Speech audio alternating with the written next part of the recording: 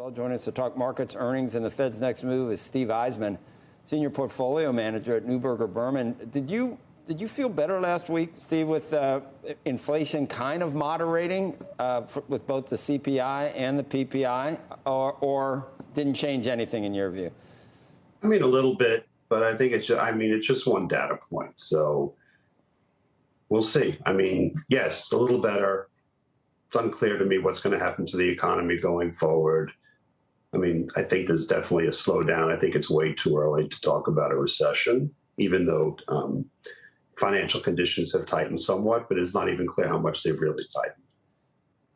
Everybody is talking about perhaps seeing the end of the hikes. Maybe we get 25 more, maybe not. Maybe we get more than that, depending on the economy's strength.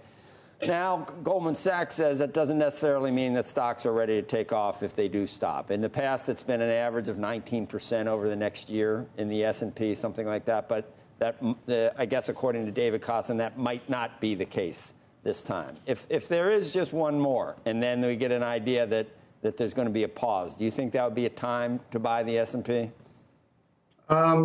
It's not clear to me either. I mean, if the Fed stopped raising rates, I don't think there's any question there would be a pretty sharp rally at that point, and then people would really focus on what's going to happen to the economy. And, if the data points start to get very bad, then, I think the market will focus on that. But if the data points are okay, then it would be time to rally. But the situation is just so fluid.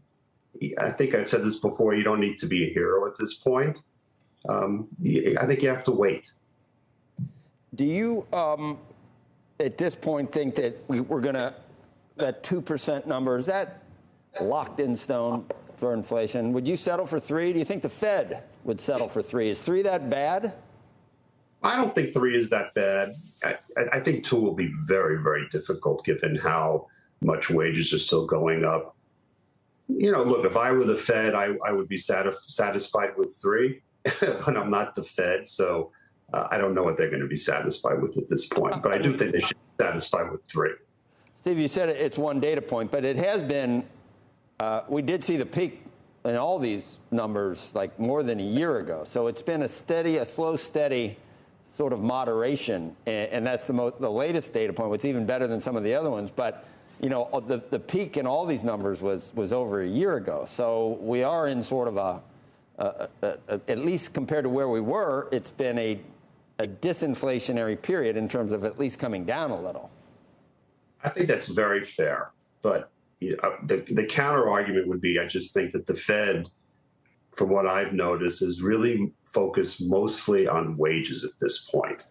Now, if unemployment would start to go up or wages were really going to slow in terms of wage increases, I think that would please the Fed the most. And maybe that's going to happen. But, at this point, I think wages are still going up. I mean, what's interesting about this period is that, at this point, after the Fed had raised rates so much, wages would already start to come down. But because the labor market is so tight, because of the ramifications from COVID, it's going to happen much later. So, how the Fed's going to factor that in, we'll see. But it seems to me that that's what the Fed is focused on most.